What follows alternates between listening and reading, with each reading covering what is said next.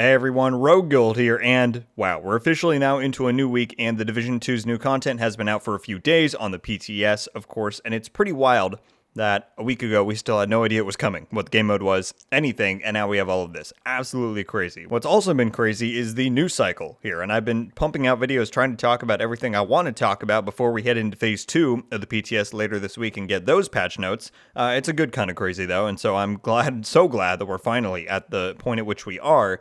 Now we're just waiting on you, Heartland. But anyway, in the complete insanity of the past few days, many newsworthy topics kind of got drowned out or shuffled to the back compared to some of the other big topics like Countdown and the new Heartbreaker gear set. And so what I want to do in this video is a bit of a catch-up and roundup of the lesser talked about Division news from the past few days, because a lot was said, a lot was announced, and the year of the Division is only picking up. In this video, we're covering more than just the Division 2, as you may have seen in the title. Yet another new Division novel has been announced for this year, and the Division universe is firing on all cylinders. I can't wait. Let's just dive into this. Let's just start with the big one, shall we? Coming hot off the heels of the Division Recruited, which was a new novel for the franchise set after the events of the Division 2. I will leave a link in the upper corner to my review of that if you would like to go and check it out. We now have confirmation that a direct sequel to Recruited is in the works and on its way by the same author, Thomas Parrott, which is super exciting. I first saw this from Thomas himself, where he quote tweeted a post from the book publisher Aconite's account announcing the new novel. And so let's jump on over to the listing on their site, because it gives you basically all the information you would need or want. Do beware though that because this is going to be a direct sequel to Recruited, the general listing and synopsis of this new novel might be considered somewhat of a spoiler. So if you intend to read Recruited, then I might suggest skipping past this part to the next topic we're going to talk about.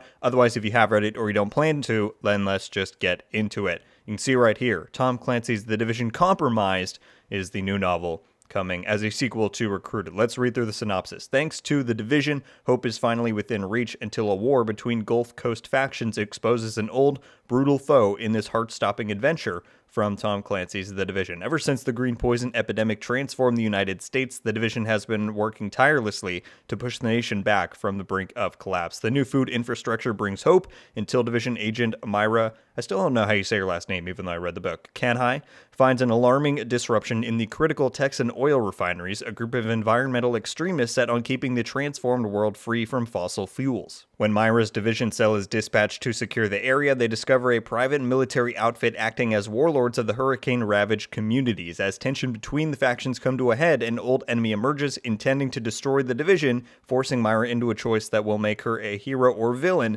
and question what the Division stands for. So that sounds really awesome. I'm so glad we're getting a direct sequel to Recruited, and we get to see where Myra goes after the events and the ending of Recruited specifically.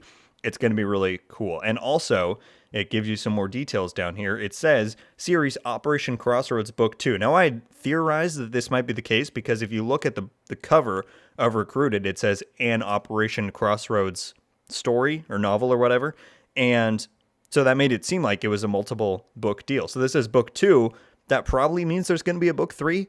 And judging by that synopsis, forcing her into a choice that will make her a hero or villain, I would not be surprised if the ending of Compromised has her going rogue, and then the third and final book in the Crossroads saga is like her, dealing with that. That's just a, out there kind of theory or idea, but that would certainly be really cool to see. So the page count is going to be 352, and then you can see right there, global ebook on sale date is December 6th of this year, which is so awesome that it's coming, before the end of the year. I think probably what happened was that Recruited was probably ready a while ago, or at least, some point in 2021, and Thomas probably got right to work on Compromised, and so now, yeah, the gap in between books here won't be that long. I would guess then maybe the gap between 2 and 3, if there is a third book, would be a bit longer, but that's way in the future. I'm just glad we're getting this second one. Also, I don't remember where I saw it, but somewhere it did say that while the ebook sale date is December 6th, so this year, the paperback date isn't until 3 months later in February of 2023. So if you specifically are waiting for paperback, then you will have to wait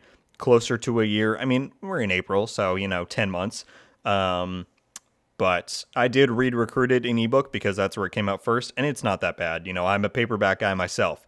But if you're really interested in this story, I would recommend checking it out when it does drop in December so you don't get spoiled or whatever. And it's not that bad. Just get the paperback later.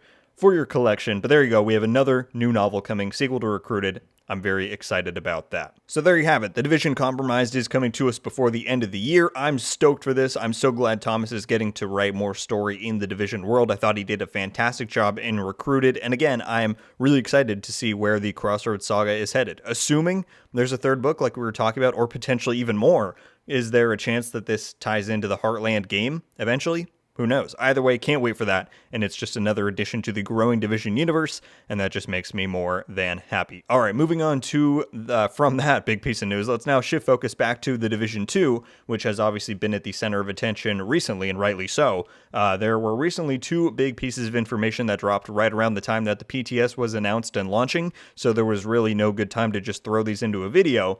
And so that's mainly why I wanted to include them here and now. In conjunction, both of these really do set up what the future of the Division 2 holds, which has been held in question for a while, and I've made my case for it, and these statements would seemingly back up what I've been saying for a few months, and so let's just get into that. This was a thread that Yannick posted shortly before the PTS went live. Let me just read it out to you guys, and then we will talk about its significance. You can see right here on March 31st, which was, the day before the PTS went live. He said, "Agents, before we all jump on the PTS, there's something I'd like you to keep in mind. The year we've spent working on the game in silence was not spent making one gigantic comeback update. It was spent organizing and preparing for continuous support of the game. The importance of this update is not its size, but its heralding in a return to normal, with more to come after that. If this update doesn't contain the changes or content you were hoping for, just remember that there are more updates coming throughout the year. For now, I hope we can all share a happy moment and rejoice that support for the game is resuming.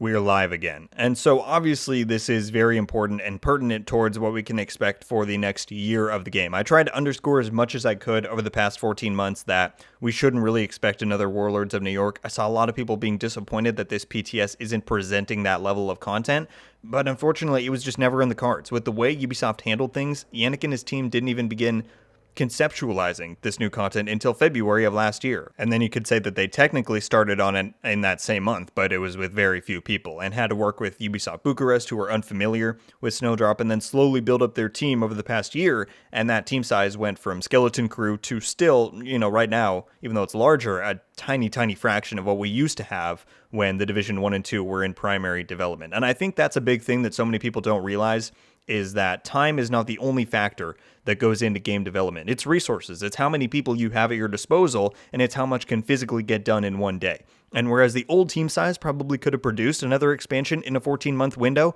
the current team had no chance. And instead of front-loading absolutely everything that they have been working on, as Yannick said, they strategized and planned out at least a year's worth of content. What comes after that, whether it's finally another expansion that they've maybe been slowly developing for 2 years at that point, maybe, whether it's more seasons and update content, or whether it's nothing, who knows? But I, for one, am overjoyed that from here on out, there's no more guessing, no more waiting. Season 9 and TU15 are going to launch, and it's at least a year's worth of content from there. That, to me, is a million times better than no Division content at all, which is what the alternative would have been for Ubisoft, and so his words here are very reassuring to me personally. That said, let's also then talk about this final bit of info that also dropped right along with everything else, that perhaps does shine some light on what the longer-term future of the game might hold, and what we can expect moving forward. So this was posted by Massive's account, I believe, on the same day that Darius started teasing that there would be big news coming, so there was already big stuff with that going on, and again, it just kind of got swept under the rug. But this is then retweeted by all the big figures on the Division 2 right now, Yannick,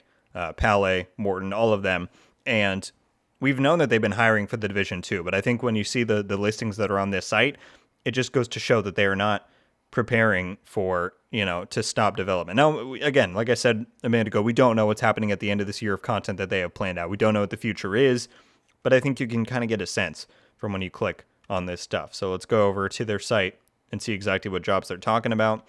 Cookie stuff, of course. Here we go. They're hiring for an expert senior game designer, obviously a pretty big role, a narrative director, again, that's pretty big, senior UI technical artist, and then a regular technical artist and a UI artist. Obviously, I would say these three are the most significant, especially these two. Expert senior game designer, of course, that's like the role that Trick Dempsey is in, who we have all known for quite a long time. Stages of feature design, interest in working on a live game. Obviously, that all makes sense. That could be for anything, really, even just for supporting the rest of this year's worth of content. The narrative director is really what I think makes me the most intrigued, because it's similar to when they hired Morton just a few months ago. I want to say like 2.5 months, where, you don't hire a product director whose job it is to think about the long-term future of the game. You don't hire a narrative director for content that's already, like, the majority of the content for this next year is probably already mapped out. Like, I would assume even the 4 seasons are probably, I don't want to say done, but in production, especially like the latter 2 are probably still being worked on, but they've already figured out what the story is going to be there. And so it says here, as narrative director on Tom Clancy's The Division 2, you will be key in defining and executing the game's narrative strategy. Working closely with the creative director, you will lead a group of passionate writers and narrative designers and be the driver of all narrative-related matters within this record-breaking game. So, again, we don't know what the future of the game is at this point. We will just have to wait and see, but this tells me that there is at least a possibility that we could see another expansion after this year of content, maybe even with a little bit of gap after this content to, let the team have the amount of time they need to actually make it with the limited resources they have. I don't know. Something is absolutely in the works, coordinating with the creative director to define the story for upcoming releases, coordinating with the cinematics team reviewing cutscenes to ensure they're on par with the vision. I think you get the idea. You don't hire a narrative director for a game that's going to, shut down after a certain amount of time. So again, we'll have to wait and see what it means, but I think it is very significant that they are hiring these roles, these senior roles, and especially this narrative director. And so, guys, with all of those things covered, that is just about going to wrap up my news catch-up and roundup of the lesser talked about Division topics of the past few days. Again, with the PTS releasing, the buzz has been insane lately, and so I wanted to make sure that this stuff didn't get fully drowned out because it all is pretty cool in my book. And it just further stresses to me that this is indeed the year of the Division, and I'm so happy that we don't have to wait any longer to get there. Thank you all so much for watching. Leave a like if you enjoyed this video, and be sure to subscribe with notifications on so you can be updated every time I upload. Let me know your thoughts on any and all of the topics that we talked about today. What is your reaction to the news that the Division compromised? Another new novel for the franchise is coming by the end of this year as a sequel to Recruited. What do you think about the Division 2's year-long content plan, and how do you interpret Massive's continual job hirings for the game? Are we indeed headed for another expansion down the road, or perhaps something else? There's a lot in there, so certainly let me know your thoughts on the stuff that caught your attention the most. And everybody, that's going to do it for this one. We're not slowing down, though. Lots more videos to do leading up to the release of PTS Phase 2 later this week, so stay tuned and keep your eye here on the channel for all the latest news as per usual. That's going to do it for me today, though, everybody. Once again, thank you all so much for watching. I hope you have a wonderful day, and until the next one, guys, RogueGold out.